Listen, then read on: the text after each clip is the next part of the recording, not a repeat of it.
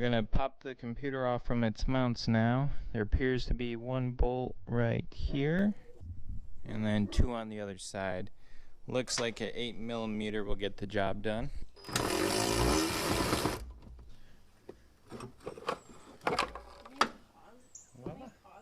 When you get a new computer, the main thing you want to look for is the first three numbers here.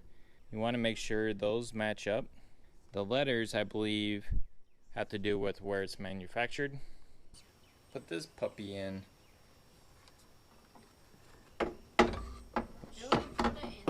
So we could probably just plug it in and see if this works, but I'm going to be optimistic and go ahead and put the screws in.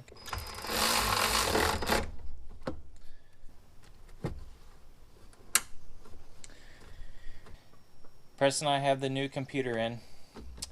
We are crossing all fingers and toes that this is going to be our fix. It's been a couple months now since the sandbox last ran. And Preston and I, we've been troubleshooting it for a while now. We've go through the list real quick before we fire this up. First, we tested the fuel pressure. That turned out to be good. And then we replaced the camshaft sensor in the distributor, and that didn't work. What else did we do, Preston? We replaced the crankshaft position sensor, which we did a couple years ago, just on a whim. I didn't think that was actually the issue, and it turns out it wasn't.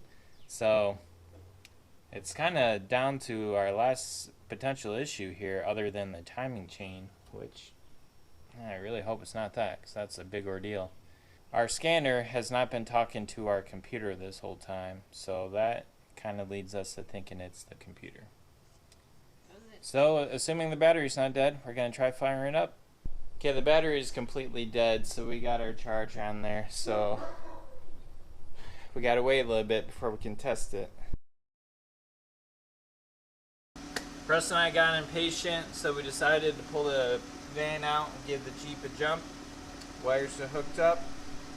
Let's be optimistic. Let's give it a shot.